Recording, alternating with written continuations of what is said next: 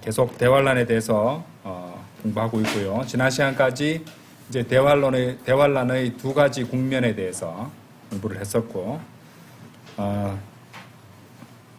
이번 주부터 우선 이제 3주간은 사탄의 삼위일체에 대해서 공부하도록 하겠습니다. 우리가 하나님께서 삼위일체로 거하시는 것을 우리가 배웠습니다. 하나님은 아버지 하나님, 또 아들 하나님, 성령 하나님, 그 세 위격으로 존재하신다는 것을 우리가 배웠었습니다. 그리고 또 우리가 또 배워서 알고 있는 것은 사탄은 하나님을 모방하는 자라는 것이죠. 그래서 흉내를 내고 모방한다는 것입니다. 그래서 저번 시간들에도 배웠었지만은 이제 사탄은 이제 하나님의 표를 모방해서 짐승의 표를 갖다가 내어 놓는다고 그랬죠. 그리고 하나님께서 나중에 다시 펼치시는 새하늘과 새 땅을 모방해서 현재 이제 사탄이 적그리스도의 출현을 예비하기 위해서 신세계 질서라고 하죠. 신세계 질서를 또 그런 시스템을, 그런 모조품을 이미 시작됐고 이미 진행 중에 있습니다. 일부분은 드러나고 있고요. 그것을 갖다가 사용하는 것도 알고 있습니다. 어쨌든 이러한 사탄의 모방은 하나님의 삼위일체를 모방한 사탄의 삼위일체가 실제적으로 등장함으로써 아주 극적으로 등장하게 되는데 그때 최고조에 달할 것입니다. 그래서 대환란 때 사탄은 이 하나님의 삼위일체를 흉내낸 자기 자신만의 삼위일체를 꺼내놓을 것인데 이제 성부 역할을 하는 사탄이 있고요. 성자 역할을 하는 적그리스도가 있고 또 성령님의 역할을 모방하는 이 거짓 예언자가 등장할 것입니다. 이처럼 사탄은 태초부터 하나님을 모방하려는 그런 강한 욕망을 가지고 있죠. 그래서 이를 흉내내서 자신만의 삼위일체를 만들고 제시한다는 것이죠. 그래서 성부 하나님을 모방하는 사탄은 이제 요한계시록에서 거대한 붉은 용으로 나타납니다. 그죠? 리바이어던이죠, 그죠? 적그리스도는 이제 우리 고린도후서 11장 4절에도 나오듯이 이제 다른 예수로서 마치 자신이 세상의 구원자인 것처럼 이 세상에 여러 가지 문제들이 있는데 또 국가 간의 문제도 있고 여러 가지 혼란과 문제점이 있는데 아주 혜성처럼 나타나서 이 세상의 문제를 해결하는 것처럼 세상의 구원자인 것처럼 그렇게 예수 그리스도를 가장하는 존재로 나타나게 될 것이고요.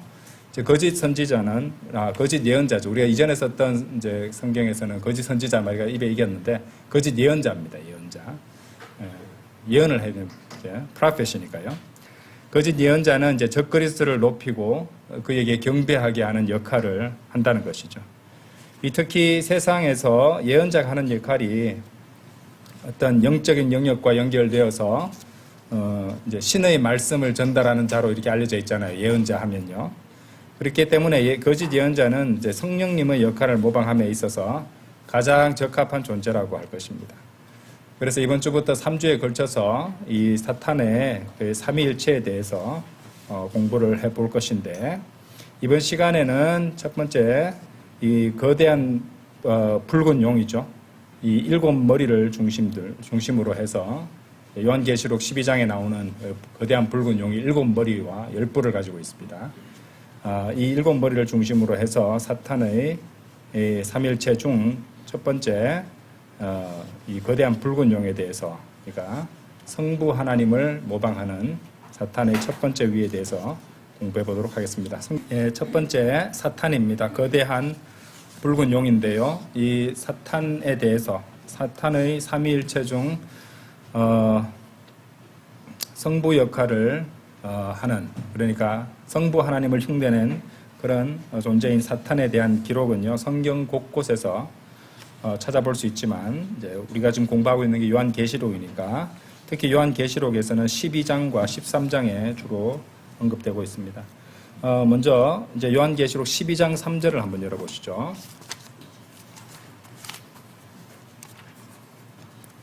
요한계시록 12장 3절이에요. 우리가 이제 대환란이 두 가지 국면할 때도 봤던 그 본문인데요. 여기서 묘사되고 있는 거대한 붉은 용에 대해서 한번 보자고요. 그리고 하늘에 또 다른 이적이 나타났으니 보라 7머리들과 10뿔들을 지녔고 7 왕관들이 그의 머리들 위에 있는 거대한 붉은 용 한 마리라 라고 되어 있습니다. 머리는 7개인데 뿔을 10뿔들을 갖고 있습니다. 그러면은 이제 각 머리에 뿔이 하나씩만 있다고 쳤을 때 뿔이 3개가 남잖아요. 그죠? 그래서 새 머리는 이렇게 나중에 말씀도 찾아보겠지만은 새 머리는 뿔을 2개 갖고 있을 수도 있다 이 말입니다. 그렇죠? 그런데 이제 뿔하고 상관없이 왕관은 머리들 위에 이렇게 7 왕관들을 갖고 있다고 했으니까요. 각 머리들 위에 왕관이 있는 그런 모습으로 생각해 볼 수 있을 것입니다. 자, 어쨌든 사탄을 거대한 붉은 용으로 이 성경 기록은 묘사하고 있는데 상당히 구체적으로 묘사하고 있는 겁니다. 7머리들 10뿔을 지녔고 머리들 위에 7개의 왕관들이 있다고 그러죠.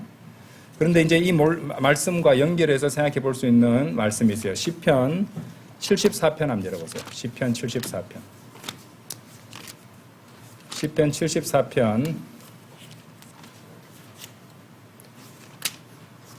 시편 74편 13절 한번 보십시오.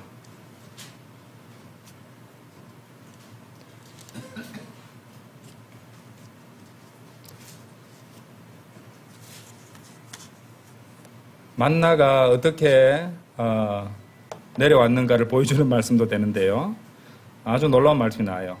당신께서 당신의 힘으로 바다를 나누셨나이다. 우리 이제 기품을 갖다가 유리바다라고 우리 공부한 기억나시죠? 그죠? 지난 수요기도회 때 기품에 대해서 배웠었는데 유리바다, 다른 이름이 유리바다라는 것을 배웠습니다. 어쨌든 그것을 한번 생각하면서 보시면은 당신께서 물들 속에서 하늘 위의 물들이죠. 이것은 용들의 머리들을 부수셨나이다. 머리들입니다. 머리들 각각을 이제 이렇게 보면은 또 여러 마리처럼 보이잖아요. 그죠? 당신께서 그 다음에 14절 보세요. 리바이어던, 그죠? 사탄의 또 다른 이름이죠. 당신께서 리바이어던의 머리들을 그 머리가 몇 개일까요? 7머리잖아요. 그렇죠? 계시록 12장과 연결해서 봤을 때 리바이어던의 머리들을 산산히 부수셨고 광야에 거주하는 백성에게 음식이 되도록 만나가 이렇게 만들어졌네요. 그를 주셨나이다. 이렇게 말씀하십니다. 자, 다시 요한계시록 12장으로 돌아오셔서 12장 7절 한번 보세요. 7절. 거기도 용이 언급되고 있어요. 7절부터 9절까지 제가 읽겠습니다. 그리고 하늘에 전쟁이 있었더라. 미카엘과 그의 천사들이 그 용을 대적하여 싸웠고 그 용과 그의 천사들도 싸웠는데, 자, 여기서 미카엘과 그 용, 그의 천사가 그 용을 대적해서 싸웠다. 사탄과 대적해서 싸웠다는 것, 이제 이 장면을 잘 기억하시기 바랍니다. 그 용과 그의 천사들도 싸웠는데, 승리하지 못하였으며 그들의 처소도 더 이상 하늘에서 발견되지 아니하였더라. 자, 용과 그의 천사들도 싸웠는데 승리하지 못했어요. 9절에 보세요. 그리하여 거대한 용이 쫓겨났으니 이제 그 거대한 용이 무엇인지 분명히 드러냅니다. 마귀라고도 불리고 사탄이라고도 불리는 그 옛뱀, 단하죠. 거대한 용. 아까 앞에서 우리가 계시록 74장을 통해서 거대한 용이 리바이어던이었습니다. 그죠? 그 다음에 마귀라고도 불리고요. 그 다음에 사탄이라고도 불리고요. 그 다음 또 뭡니까? 옛뱀이라고도 불립니다. 그죠? 옛뱀, 뱀. 그렇죠? 그러니까 빛의 천사라고 가장하고 이브에게 나타나서 온 인류를 저주에 빠뜨리게 했던, 그죠? 예. 다 연결이 됩니다. 곧 세상을 속이는 자라. 그가 땅으로 쫓겨났고 그의 천사들도 그와 함께 쫓겨났더라라고 말합니다. 자, 그래서 이 말씀을 통해서 볼 수 있듯이 사탄은요, 대환란 기간 중에 이제 어느 시점에 이제 우주에서 전쟁을 벌일 거예요. 스타워즈잖아요. 그죠? 예. 하늘에서 전쟁이 났다고 그러잖아요. 그죠? 하늘에 전쟁이 있었다라고 해서 우주에서 싸웠겠죠. 둘째 하늘에서 싸웠을 겁니다. 그렇죠? 그리고 결국에 패배하게 되고 자신을 따르는 천사들과 함께 뭐라고 되어 있습니까? 더 이상 하늘에, 처소가 더 이상 하늘에 발견되지 않았으니까 결국에는 그 9절에서 뭐라고 되어 있어요? 땅으로 쫓겨났고죠. 그죠? 땅으로 쫓겨나니까 결국에는 우주에서 싸움, 전쟁을 벌였다가 패배하고 어디로 내려오게 됩니까? 지상으로 내려온단 말입니다. 지구로. 그죠? 지구로 떨어질 것입니다. 자, 그래서 그것이야말로 이제 스타워즈였네요. 그죠? 스타워즈고 갑자기 우주에서 날아오는 미확인 비행 물체 UFO처럼 어딘가로부터 날아와서 지구에 유성들처럼 쾅 하고 떨어지겠지나. 그죠? 슈퍼맨 영화 그렇게 시작되죠. 슈퍼맨이 우주선을 타고 지구에 그죠? 살 수 없게 돼가지고 도망쳐서 떨어졌잖아요. 그렇죠? 그래서 영웅으로 엄청난 초능력을 가진 존재로서 오잖아요. 그러니까 이런 영화나 만화나 이런 스토리들이 이미 준비를 하고 있는 겁니다. 익숙하게. 그리고 친근함을 갖게. 이런 식으로 하는 것과 연결이 되어 있다는 것이죠. 그리고 이제 사탄이 이스라엘을 멸망시키려 한다는 것을 계시록 12장에 나오는 후 3년 반에 일어난 일이었잖아요. 그죠? 거대한 붉은 용이. 그런 것과 다 연결이 되잖아요. 그죠? 그래서 아마 대환란 후반부 어느 시점에 이제 우주에서 전쟁을 벌이고 패배해서 지상으로 내려오게 될 것이라는 것을 우리가 알 수 있습니다. 자, 이렇게 왔는데 인류는 사탄을 경계하거나 배척할까요? 아닙니다. 인류는 적그리스도뿐만 아니라 사탄인 거대한 붉은 용, 사탄에게도 경배할 것입니다. 이 성경에 나와요. 자, 계시록 13장, 제가 12장, 13장에 많이 나온다 그랬죠. 13장 열어보실게요. 14장 4절 보세요. 그리고 그들이 그 짐승에게 권능을 준, 그 다음 뭐예요? 그 용을 경배하였더라. 외계에서 온 그 초능력을 가진 엄청난 존재에게, 짐승에게 권능을 준 그 존재에게 경배하였더라로 되어 있습니다. 휴거되지 못하고 남아있는 그런 사람들은 그 사탄을 경배한다는 거죠. 그러면서 그들이 그 짐승을 경배한 말하기를 누가 그 짐승과 같으리요? 누가 능히 그와 전쟁을 벌일 수 있으리요?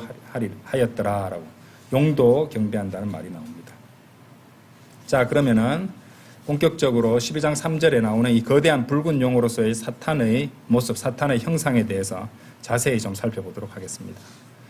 자, 12장 3절에 보시면은 이제 7 머리들과 10뿔들을 지녔고 7 왕관들이 그의 머리들 위에 있는 거대한 붉은 용 한 마리입니다. 그렇죠? 자, 이 형상은 어떤 단순한 상징이 아니라 사탄의 본질과 사탄의 통치 이 방식을 잘 보여주고 있습니다. 그래서 여기서 머리, 뿔, 왕관, 머리와 뿔과 왕관이 언급되어 있는데 이 공이 머리, 뿔, 왕관은 왕들과 왕국들, kings and kingdoms, 그죠? kings and kingdoms, 왕들과 이제 왕국들을 상징합니다. 뿔이 의미하는 바는 별로 어렵지 않습니다. 이제 먼저 왕관의 위치를 이래 보면은 요한계시록 12장의 용이죠. 사탄이 7 머리들 위에 7 왕관을 가지고 있는데 머리가 왕을 상징한다는 것을 보여줍니다. 왜? 머리에 왕관을 썼으니까요. 그렇죠? 그런데 이제 다음 주에 배우시겠지만 요한계시록 13장 1절에도 보시면은 이어서 내가 바다의 모래 위에 서서 한 짐승이 바다에서 일어나는 것을 보았더니 7 머리들, 요건 똑같습니다. 10뿔들을 가졌고 그런데 왕관을 어디에 쓰고 있습니까? 그의 뿔들 위에는 10개의 왕관들이 있음이라고 되어 있죠. 그죠? 그러니까 이제 요한계시록 12장에 나오는 사탄과 달리 짐승은 뿔들 위에 이제 10개의 왕관들을 갖고 있다고 말하고 있습니다. 그렇죠? 그의 머리들 위에는 신성모독하는 이름이 있었더라 이렇게 되어 있습니다. 그래서 이제 우리는 뿔 역시 왕을 상징한다는 것을 우리가 분명하게 알 수 있다 이 말이죠. 사실 이제 성경 기록이 분명하게 밝히는 부분은 자, 요한계시록 12장 한번 열어보세요. 17장 열어보세요. 17장 12절 한번 보세요. 요한계시록 17장 12절을 보시면은 그대로 그냥 가르쳐 주십니다. 그리고 네가 본 열 뿔들은 열 왕들이라. 나오죠, 그죠? 네가 본 열 뿔들은 열 왕들이라. 그들이 아직 왕국을 받지 않았으나 왕들로서 그 짐승과 더불어 1시간 동안 권세를 받느니라. 이렇게 말씀하시거든요. 그래서 17장 12절 말씀을 통해서 열 뿔들이 열 왕들이라는 것을 우리가 분명히 알 수 있습니다. 자, 놀랍게도 다니엘서 7장 한번 가보세요. 다니엘서 7장. 다니엘서와 요한계시록 서로 연결이 됩니다. 7장 24절 보세요.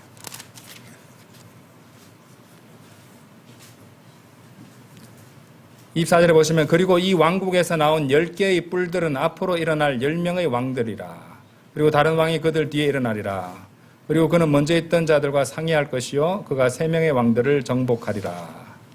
적그리스도를 말하는데 여기도 보시면 10개의 뿔들이 10명의 왕들이라고 말하고 있습니다. 보이죠? 그래서 이 다니엘서 7장 24절과도 이렇게 연결이 되어 있다는 것을 우리가 알 수 있습니다. 이 뿔들은 사실 이제 왕들인데 단순히 통치하는 것을 넘어서 이 강력한 어떤 군사적이고 또 정치적이고 경제적인 그런 권세를 갖고 있다 이렇게 말할 수 있죠. 아까 이렇게 보셨던 다니엘서 7장 21절 보시면은 또 내가 보았는데 바로 그 뿔이 성도들과 전쟁하였고 그들을 대적하여 승리하였더라. 자, 이 뿔이 바로 적그리스도입니다. 적그리스도를 가리키는데 대환란 때 환란 성도들을 대적하여 죽이고 승리할 수 있는 그런 강력한 권세를 갖고 있다는 것을 알 수 있습니다. 자, 어쨌든 이 사탄의 이 강력한 권능은요, 인류 역사 전체 그리고 온 지구 전 세계에 다 뻗어 있고 다 있다고 이해할 수 있습니다. 왜냐하면 이제 예수님께서 광야에서 시험을 받으셨잖아요. 그때 마귀가 높은 산으로 주님을 데려가서 하는 말이 있습니다. 세상의 모든 왕국을 보여주면서 뭐라고 말했냐면은 이 모든 권능과 그것들의 영광을 내가 너에게 주겠노라. 이는 그것이 나에게 넘겨졌기 때문이라. 이렇게 말하거든요. 그런즉 나는 누구에게든지 내가 원하는 자에게 그것을 주겠노라. 제가 지금 읽은 말씀이 누가복음 4장 5절 6절 말씀인데요. 여기서 굉장히 중요한 말을 했어요. 이는 그것이 나에게 넘겨졌기 때문이다. 자, 세상의 모든 왕국이 자기에게 다 넘겨졌다는 말이고요. 그리고 누구에게든지 내가 원하는 자에게 그것을 주겠노라. 이렇게 말하고 있거든요. 이 말씀, 누가복음 4장 5절 6절 이 말씀은요. 아주 중요한 두 가지 사실을 알려줍니다. 첫 번째로 현재 우리가 살고 있는 이 세상의 모든 왕국은 전체가 사탄에게 넘겨져 있다는 것이고요. 그리고 사탄이 이 세상 전체 왕국을 왕으로서 다스리고 있다는 것입니다. 우리나라 포함. 그죠? 예. 모든 왕국. 예. 현재 이 모든 세상의 모든 왕국이 나라도 다르고 국가 정치 체제도 다르고 다양하지만은 언어도 다르고 사람 인종도 다르지만은 그걸 갖다 전체를 세상 모든 왕국을 갖다가 사탄이 다스리는 하나의 왕국으로 볼 수 있다 이 말입니다. 그것을 일시적으로 하나님께서 넘겨주셨다는 것이죠. 허용하셨다는 것입니다. 그러니까 아담과 이브가 타락하기 전에 그 세상 전체 왕국을 다스릴 그 왕의 권세는 아담에게 주어져 있었거든요. 그런데 아담이 범죄함으로써 그것이 이 세상의 통치권이 사탄에게로 넘어갔다는 겁니다. 따라서 사탄이 다스리는 이 왕국들은 뭐 일부 지역만 사탄이 다스리고 북한, 중국, 러시아만 사탄이 다스리고 이런 것이 아니라 전 세계적인 제국이라 이 말입니다. 우리가 영적으로 봤을 때요. 그래서 사탄이야말로 모든 것을 독점하고 통제하려는 진정한 의미의 글로벌리스트. 요즘 글로벌리스트 막 하면서 막 굉장히 막 음모론하고 뭐 이러면서 막 떠들고 굉장히 이렇게 진지하게 얘기하지만 진정한 글로벌리스트는 사탄입니다. 사탄은 온 세상을 지금 다 뒤에서 영적으로 지배하고 있는 이 세상의 왕이라 이 말이죠.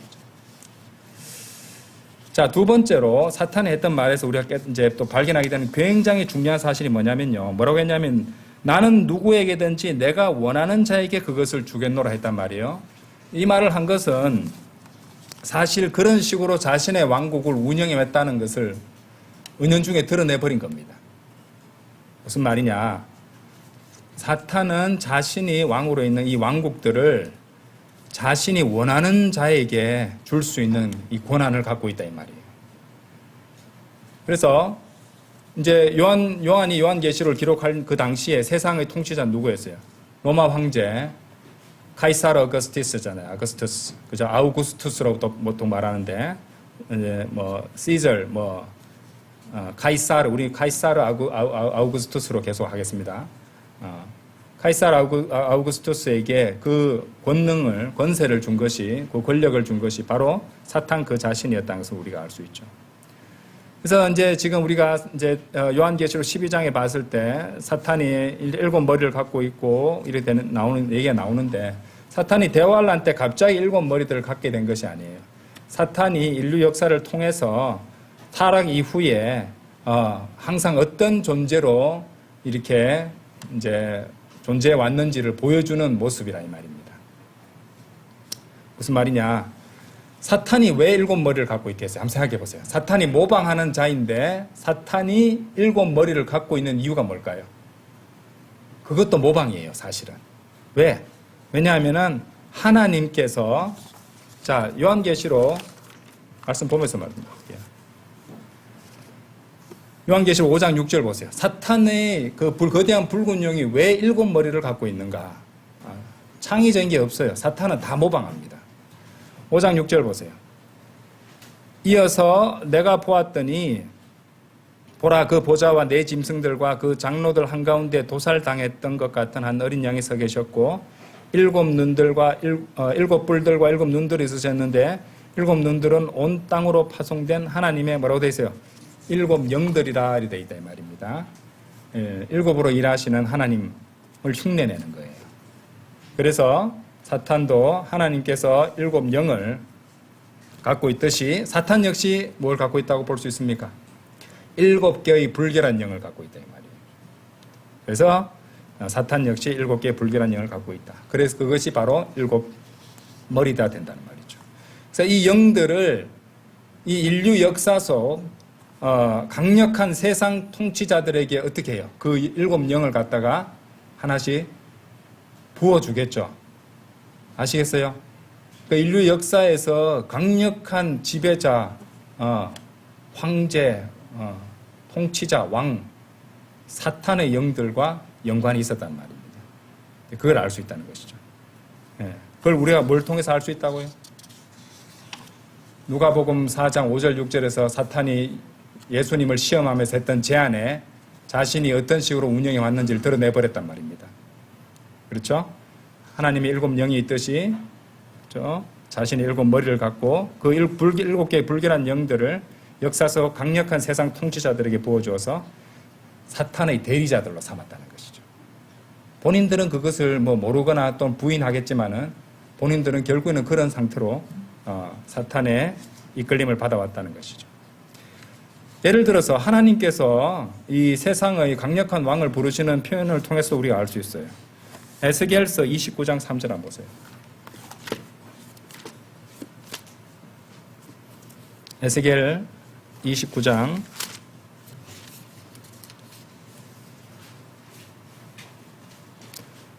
이같이 일러 말하라. 주 하나님이 이같이 말하노라. 보라, 내가 너를 대적하노니 곧 이집트 왕 파라오요 그의 강들 한복판에 누워있는 뭐라고 되어 있어요?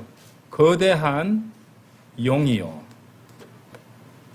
이집트 왕 파라오를 향해서 거대한 용이라고 부르십니다. 나의 강은 나 자신의 것이며 내가 스스로를 위하여 그것을 만들었도다라고 말하였더니라. 내가 하는 존재죠. 그죠? 예. 그런데 파라오를 거대한 용이라고 부르셨습니다. 그래서 하나님께서는 여기서 파라오 개인을 넘어서 파라오 안에 있는 사탄의 불결한 영을 향해서 하시는 말씀이세요. 놀랍죠? 그걸 가르쳐 주시는 거예요, 성경 기록이. 파라오 안에 있는 그 사탄의 영에게, 그러니까 거대한 용이라고 부르셨다는 것이죠. 자, 예수 그리스도께서 베드로를 꾸짖으셨을 때 뭐라고 말씀하셨어요? 사탄아, 내 뒤로 물러가라 했잖아요. 그죠? 그럼 베드로를 향해서 부르셨는데 베드로 보고 사탄이라 부르셨지만 사실은 그 안에 베드로의 마음을 채우고 있었던 사탄에게 하셨던 말씀이세요. 같은 원리입니다. 이해되시죠? 그렇죠? 그래서 사탄은 그처럼 사람 안에 들어갈 수 있단 말이에요. 베드로같이 주님의 신실한 주님의 제자 안에도. 그렇죠? 구원받은 그리스도인은 절대로 사탄에게 점유 안 돼. 아니잖아요. 그죠? 예. 하물며 이 세상 왕국을 통치하는 통치자들, 사탄에게 직접적으로 간접적으로 이끌림을 받고 있는 그런 존재들은 사탄의 불길한 영으로 가득 채워져 있다는 말입니다. 우리가 그걸 알 수 있겠죠? 자, 그래서 사탄은 사람 안에 들어갈 수 있다는 것입니다. 또한 이제 다니엘이 기도할 때 영광 중에 계시는 예수 그리스도의 모습과 일치하는 강력한 영적 존재가 다니엘서에 등장하잖아요. 예수님입니다. 예수님. 근데 기도의 응답을 갖고 오는 것을 막고 대항했던 존재가 있었어요. 찾아볼까요? 다니엘서 10장 한번 열어보세요.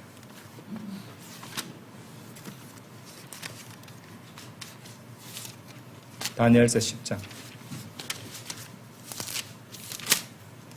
12절에서 13절. 그때 그가 나에게 이같이 말하였더라. 다니엘아, 두려워하지 말라. 이는 네가 이해해 보고자 너의 마음을 정하고 너의 하나님 앞에서 스스로를 징계하기로 정한 첫날부터 너의 말들이 경청되었기에 너의 말들로 인하여 내가 왔느니라. 그러나 13절, 페르시아 왕국의 통치자가 20일 동안 나를 대항하였도다. 예수 그리스도께서 이제 오시려고 하는데, 구약입니다. 구약에서는 이제 사람들하고 교류하시기 위해서, 인간들을 교류하시기 위해서 주의 천사의 모습을 띠셨잖아요. 그죠? 예. 그런데 페르시아 왕국의 통치자가 21일 동안 나를 대항하였도다. 그죠? 그러나 보라, 최고 통치자들 중 하나인 미카엘이 나를 도로 왔느니라. 그리하여 내가 페르시아의 왕들과 함께 거기에 남아 있었느니라. 그러니까 최고 통치자들 중 하나인 미카엘이 이제 예수님을 도우러 오셔야 될 정도로 강력한 존재가 있었는데, 단순히 페르시아의 인간 왕이겠어요? 아니죠. 예수님을 21일 동안 붙잡아 둘 수 있는 강력한 영적인 존재가 있었다는 것입니다. 그 점을 잘 보여준다는 것이죠. 그래서 이 페르시아의 당시에 세속적인 통치자를 갖다가 지배하고 권세를 주는 영적인 존재가 있고, 그것이 바로 누구다? 사탄인 것이에요. 사탄이 그렇게 세계 제국들의 통치자를 이렇게 움직이고 인도하고 지배한다는 것입니다. 그렇죠?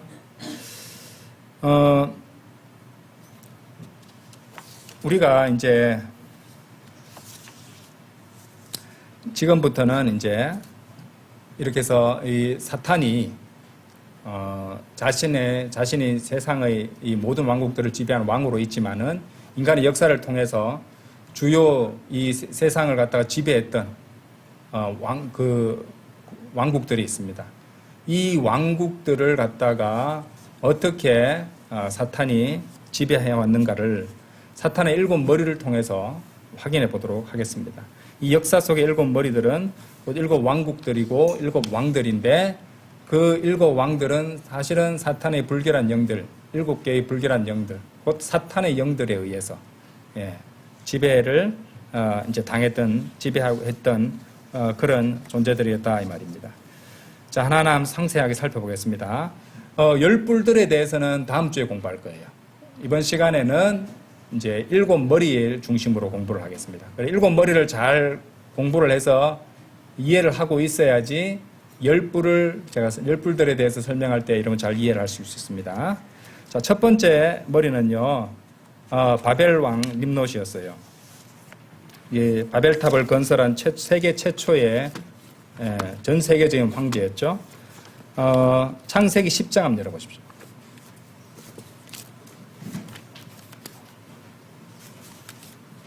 창세기 10장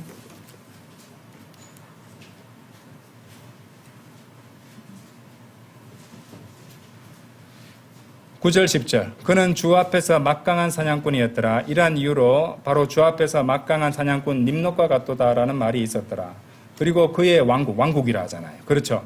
림롯이 왕이었어요. 왕국의 시작은 시날 지역 가운데 있는 바벨과 에렉과 아캅과 칸네였더라. 라고 되어 있습니다. 그래서 이제 쉽게 말해서 바벨 왕 nimrod이에요. 바벨 왕 이제 그 바벨탑을 건설한 세계 최초의 황제라고 자, 설명을 해놨습니다. 그리고 이 자는 또 지금 각 왕들은요 다 적그리스도의 예표가 되는 인물들이에요. 왜? 인간으로 사탄의 영을 가진 인간으로 등장했기 때문에 적그리스도의 예표들이 다 된다는 것이고, 또 막강한 사냥꾼이고, 적그리 등장할 때 우리 기억나십니까? 7봉인에서 첫 번째 봉인할 때 예수 그리스도를 모방해서 흰 말을 타고 나타나는데 활을 가지고 있으나 화살은 없었어요. 그죠? 평화로서 많은 사람들을 멸망시키는데 활을 들고 쏘는 같은 사냥꾼의 모습이잖아요. 그죠? nimrod과도 연결이 되어 있다는 말입니다. 이런 것들이 굉장히 흥미롭습니다. 함족이고요. 바빌론 신비 종교의 시조가 된다는 것이죠. 자, 두 번째 머리는요, 이집트 왕 파라오였어요. 이집트는 또 세상의 예표가 되는 국가인데, 출애굽기 5장 2절 한번 열어보시죠. 간단히 보면서 가겠습니다. 출애굽기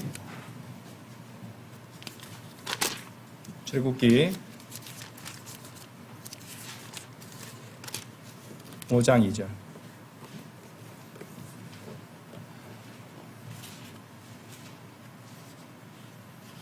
그러자 파라오가 말하기를 주가 누구기에 이스라엘을 가게 하라는 그의 음성에 내가 순종하여야 하겠느냐. 나는 주를 모르며 이스라엘을 가게 하지도 않겠노라. 그래서 하나님께 대적하는 파라오가 등장하는 대목인데요. 이제 세상의 예표인 파라오, 이집트 왕이고, 아까도 보셨듯이 파라오를 에스겔서 29장이었죠. 그죠? 거기 용이라고 했잖아요. 그죠? 용에 비유했고요. 특히 이제 이사야서 52장 한번 보세요. 이사야서 52장 4절. 이사야서 52장 4절은 출애굽을 할 때 파라오가 아시리아인이었다는 것을 알 수 있어요. 이는 주 하나님이 같이 말하기 때문이라. 예전에 나의 백성 이집트에 체류하고자 거기로 내려갔더라. 그러자 그 아시리아인이 까닭없이 그들을 압제하였도다라고 나오거든요. 그래서 이때는 이집트 왕조가 바뀌어서 아시리아인이 파라오였다는 사실을 또 보여주는 대목입니다. 그렇죠? 예. 그리고 아까 에스겔서 29장 3절에서 이제 이집트 왕 파라오를 거대한 용이라고 말씀하시는 부분을 봤고요. 그 다음에 아시리아 왕 센나케립이에요. 열왕기하 18장 한번 열어보시죠. 자, 세 번째 머리입니다. 열왕기하 18장 13절.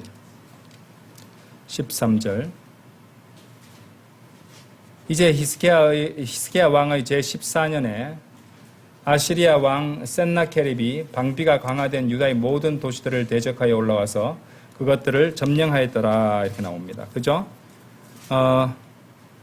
그리고 28절부터 35절까지 이렇게 거기도 우리가 참고해서 읽어볼 수 있는데, 28절만 보시면은 그때 랍사케가 일어서서 유대인들의 언어로 큰 목소리를 외치며 같이 일러 말하였더라. 위대한 왕 아시리아 왕의 말을 들으라 하면서 쭉 얘기하는 대목이 나오고 있습니다. 그래서 이스라엘을 멸망시킨 그런 왕국이 되는데요. 이 예레미야 50장을 보시면은 이제 사탄을 보여주는 또 다른 동물이 나와요. 예레미야 50장 열어보십시오. 예레미야 50장. 예레미야서 50장 17절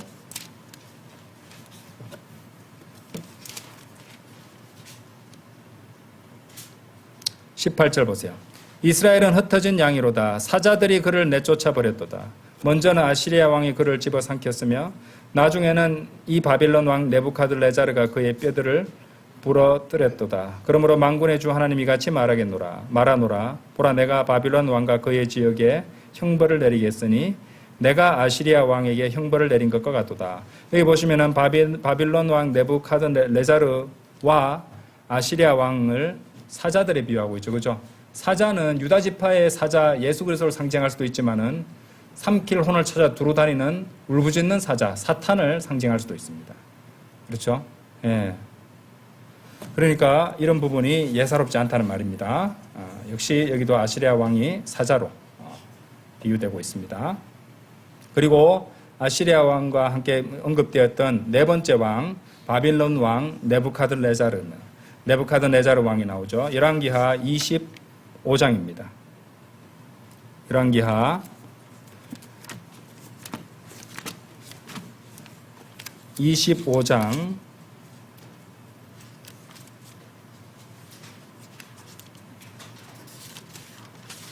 8절에서 11절까지요. 그리고 바빌론 왕인 네부카드네자르 왕의 제19년이었던 다섯째 달 그 달 7일에 바빌론 왕의 종이자 경호대장인 느부자라단이 예루살렘으로 왔더라. 그리고 그는 주의 집과 왕의 집과 예루살렘의 모든 집을 태웠으며 모든 위대한 사람의 집마다 그가 불로 태웠더라. 그리고 경호대장과 함께 있었던 칼데아 사람들의 모든 군사가 예루살렘 주변의 성벽들을 헐었더라. 이제 도시 안에 남겨진 백성 중 나머지와 바빌론 왕에게 굴복한 도망자들을 경호대장인 느부자라단이 무리의 남은 자들과 함께 잡아갔더라. 이렇게 나옵니다. 자, 역시 유다를 멸망시킨 왕국이었죠. 바빌론의 왕. 역시 아까 보셨던 말씀에서 이제 알 수 있듯이 사자에 의해서 사자로 비유가 되는데 예레미야서 4장 7절에도 그런 말씀이 나옵니다. 자, 그리고 용에도 역시 비유가 돼요. 예레미야서 51장 그것만 보죠. 예레미야서 51장 34절입니다.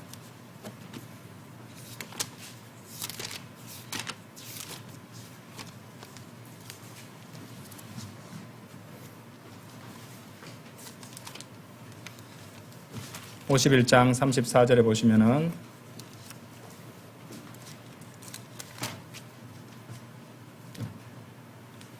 바빌론 왕 네부카드네자르가 나를 집어삼켰으니 그가 나를 으스러뜨렸고 그가 나를 빈 그릇으로 만들었도다. 자, 그다음 뭐라고 나옵니까? 그가 용처럼 나를 삼켜버렸도다. 그가 나의 별미들로 그의 배를 채우고는 그가 나를 쫓아내도다. 용으로 또 비유하고 있다는 것이죠. 이런 점들이 이제 우연이 아닙니다. 다 이제 사탄의 영이 그 안에 있는 그런 존재였다는 것을 우리가 알 수 있다는 것이죠. 자, 그 다음에 다섯 번째 머리는요, 메데 페르시아 왕 다리우스 또는 키루스입니다. 메데 페르시아 왕국이고요, 다리우스 또는 키루스로 볼 수 있는데, 이제 시간 관계에서 다 찾아보기는 힘들고요. 이사야서 44장 28절에서 45장 4절이 그 참고 구절이 대목이 됩니다. 어쨌든 이 기본적으로 이제 영적 존재인 페르시아의 통치자는 영적 존재로서의 이제 페르시아의 통치자는 바로 사탄이라는 것을 우리가 앞에서 봤었죠, 그죠? 예. 그래서 그의 인도함을 받는 그런 왕으로서 그렇게 나오는데, 자, 이 사탄의 어떤 이제 요걸 먼저 설명하고 가겠습니다. 자, 다니엘서 10장 13절. 이제 성경과 성경 기록을 한번 좀 비교해 보겠습니다. 다니엘서 10장 14절 아까 보셨던 말씀이에요. 거기 보시면은 페르시아 왕국의 통치자가 21일 동안 나를 대항하였도다. 그러나 보라, 최고 통치자들 중 하나인 미카엘이 나를 도우러 왔느니라. 그리하여 내가 페르시아 왕들과 함께 여기에 남아 있었느니라. 여기에서 페르시아 왕국의 통치자와 미카엘이 도우러 왔으니까 싸웠다는 말입니다. 그렇죠? 그런데 한 번 더 싸워요. 어디서 싸울까요? 네? 어디 싸울까요?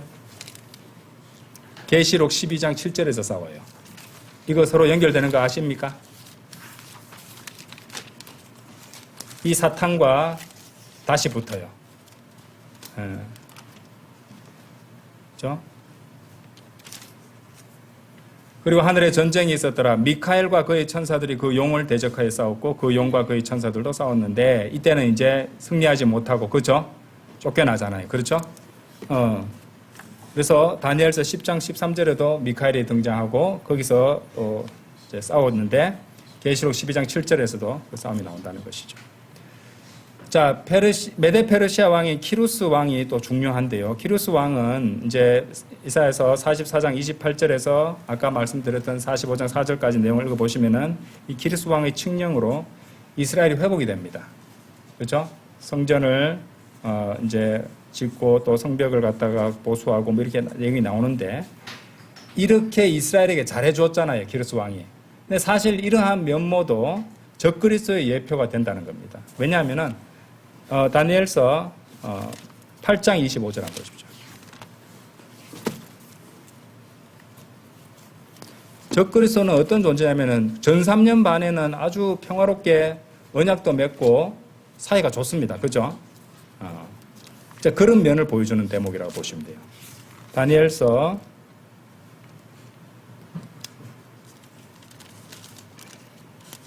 8장 25절 보시면은 그리고 그는 자신의 정책을 통해서도 술수를 자기 손안에서 형통하게 할 것이며 그는 자기 마음속으로 스스로를 드높일 것이니 평화를 써서 많은 이들을 멸하리라.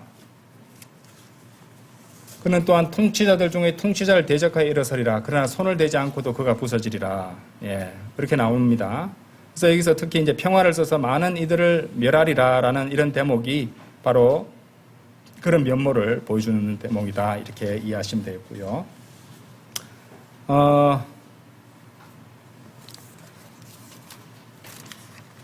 그 밖에도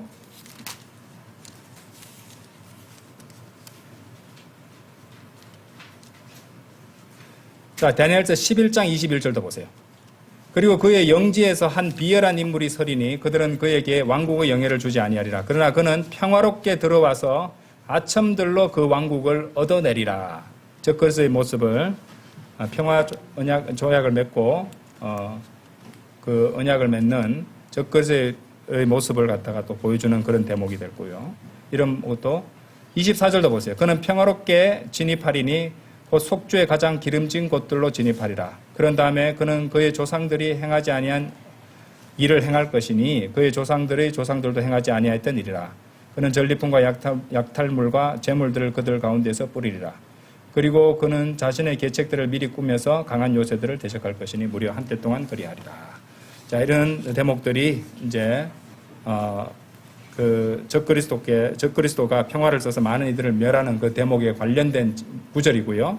이제 키루스가 이렇게 이스라엘에게 어떤 친이스라엘적 정책을 펼친 것이 이제 그런 면모를 보여주는 대목이 된다는 것이죠. 그래서 사탄이 인도하는 그런 존재가 항상 흉포하고 흉악하고 악하고 뭐 사람들 보기에 그런 것만 하는 것이 아니라 정신 못 차리게 하는 거예요. 그러니까 그렇게 평화롭게 잘해주고 이런 모습도 갖고 있다는 말입니다. 왜? 결국에는 이제 자신의 역사를 이뤄가는 과정에서 여러 가지 술수를 쓴다는 것이죠. 이제 이런 걸 공부하실 때 좀 헷갈릴 수 있어서 제가 이거 이제 말씀드리고 가는데요. 다니엘하고 사자굴이 나올 때 그 왕도 다리우스 왕입니다. 그 왕이 이제 다니엘서 5장 31절에 나오는 메디아인 다리우스 왕이고요. 예, 메디아인 다리우스 왕인데 이제 에스라 6장 12절에도 다리우스 왕이 나와요. 그런데 이름만 같을 뿐 다른 왕입니다.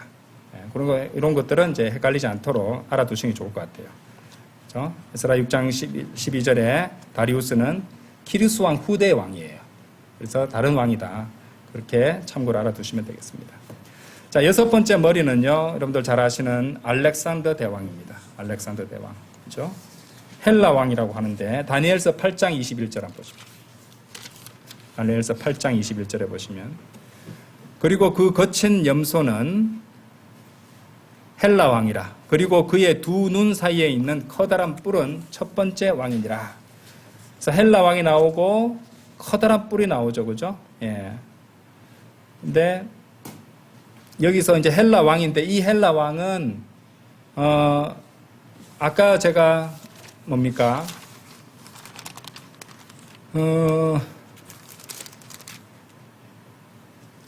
다니엘서 10장 20절에 나오는 페르시아의 통치자와 싸우기 위하여 되돌아갈 것이라. 그런즉 보라 내가 떠나간 후에 헬라의 통치자가 올 것이라 말하는 이 헬라의 통치자는 영적인 존재예요. 아시겠죠? 근데 여기서 말하는 헬라 왕은 이제 알렉산더 대왕을 가리킨단 말이에요. 알렉산더는 이름은 안 나옵니다만은 헬라 왕은 그렇죠? 알렉산더 대왕이라는 것이죠. 이 알렉산더 대왕이 왜 중요하냐면요. 적그리스도가 어디에서 나오게 될 것인지를 보여주는 그런 이제 역사 속의 왕이라는 말입니다. 알렉산더가 죽고 나서 네 나라가 서는데, 네 왕국이 서는데 그 중에 하나인 시리아에서 적그리스도가 나타나오거든요. 그러니까 커다란 뿔인 알렉산더가 죽고 나서, 커다란 뿔이 꺾이고 나서 그 뒤에 네 뿔들이 나오는데 그 중에서 작은 뿔이 대단히 커지게 되는 그런 내용들이 나옵니다. 그래서 다니엘서 7장 8절에 작은 뿔이라는 게 나오고요.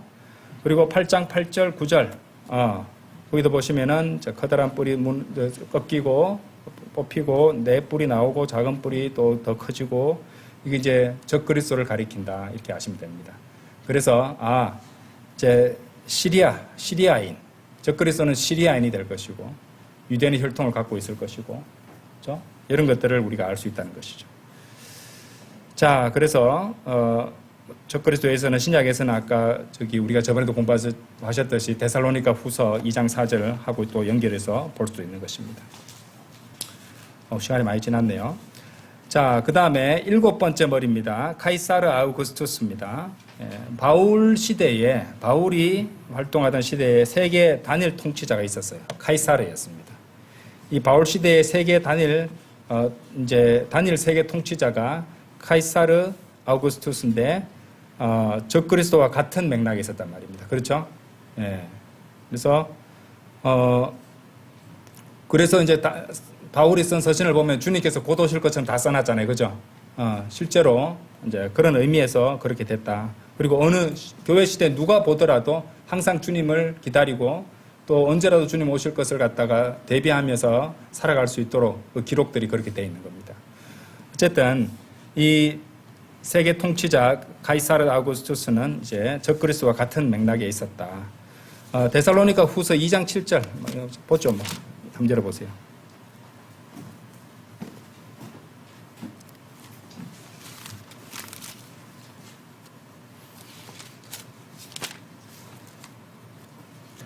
데살로니가 후서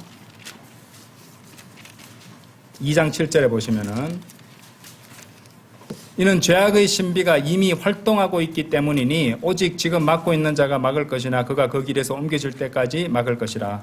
분명히 사도 바울은 죄악의 신비가 이미 활동하고 있다라고 말하고 있잖아요. 그죠? 그래서 이런 적그리스도가 이미 와 있었다는 것을 볼 수 있다는 거죠. 그죠? 적그리스도들이 있다 이 말이에요. 적그리스도들이. 그래서 이미 바울이 활동하는 그 시기에 세계 단일 통치자인 이 카이사르 아우구스투스가 하나의 적그리스도로서 이미 적그리스도가 오는 길을 예비하고 있었다 이 말이에요. 그렇죠? 그래서 적그리스도를 위한 길을 닦는 유력한 후보가 인류 역사를 통해서 그런 왕들이 다 그 역할을 수행해 왔다는 것입니다. 그래서 로마의 왕이었고 예수님의 초림 때 이스라엘을 지배했던 왕국이었고 이스라엘 민족이 예수님을 받아들였더라면 어떻게 됐을까요? 카이사르 아우구스투스가 적그리스도로 등장했을 것입니다. 그래서 죄악의 신비가 이미 여기 아까 2장 7절에서 이미 활동하고 있기 때문이라고 사도 바울이 기록했던 것이에요. 그래서 그리고 또 그 로마는 이제 우리가 이제 고대 이제 신비 바벨론 종교 림록과 연관된 그것을 개성해서 집대성한 제국이었다는 것이죠. 로마 제국이었고 그리고 거기서 이어져서 로마 가톨릭이 나오는 겁니다. 그렇죠? 종교와 정치의 결합체가 된 것이죠. 그래서 계시록 17장 5절에서 이렇게 말하고 있는 거예요. 계시록 17장 5절에 이 로마가 상당히 중요합니다. 의미하는 게 17장 5절에서 그리고 그녀의 이마 위에는 한 이름이 기록되어 있었는데 신비라 거대한 바빌론이라 땅의 창녀들과 가정한 것들의 엄이라 하였더라 이렇게 말씀하신다는 것이죠. 그렇죠? 그러니까 종교와 정치가 결합된 그런 형태로서 이미 와 있었다는 것입니다. 그래서 우리가 이제 누가복음 4장 5절 6절에서도 우리가 봤듯이 사탄은 이 세상의 모든 왕국을 지배하고 있단 말이죠. 그리고 자기가 원하는 자에게 자신의 불결한 영을 부어줌으로써 인류 역사를 이끌어왔습니다. 하나님은 허용하신 뜻 안에서 그렇게 했다는 것이죠. 그죠? 하나님께서 모든 것을 통제하십니다. 그런데 이제 성경에 기록된 대로 7머리들이 있었다는 것입니다. 그 7머리들로 세운 사람들도 있지만은 그 영을 부어줬지만은 영적인 존재가 그 제국들을, 왕국들을 갖다가 지배를 했는데 그것이 바로 사탄이란 말이에요. 사탄이 그렇게 지배를 했다는 것이죠. 그러니까 넘겨주었지만은 사탄이 결국엔 다 지배를 한 거예요. 그래서 예수님을 속인 거예요. 네가 나한테 경배하면은 내가 왕국을 다 줄게 이랬지만은 사실은 이 사탄이 지배하는 방식을 보면은 그것이 속임수였다는 것을 우리가 알 수 있잖아요. 그죠? 예. 결국에는 사탄이 다 이제 인간 왕에게 자신의 영을 부어주고 결국에는 자신의 영적 존재로서 지배를 하는 그런 형식이었단 말입니다. 그래서 7머리, 7제국들에 대해서 공부를 했는데 이제 다음 주에 공부하는 10뿔들을 공부함으로써 그것이 단순히 로마 제국에서 끝난 것이 아니라는 것을 우리가 배우게 될 거예요. 그래서 사탄의 이 이제 계획과 그가 하는 역사도 계속 이어지고 있는 것을 다음 주에 자세히 보게 될 수 있을 겁니다. 오늘 우리가 이제 결론적으로 알 수 있게 된 것은요. 하나님께서는 영적인 왕국과 물리적인 왕국을 갖고 계시죠. 그죠? 하나님의 왕국은 영적인 왕국이고 하늘의 왕국은 물리적인 왕국입니다. 그럼 사탄도 하나님을 흉내내겠죠. 그죠? 그러니까 사탄도 영적인 왕국들을 갖고 자신의 영적인 왕국들을 갖고 있고 자신의 물리적인 왕국들을 다 갖고 있다는 것이에요.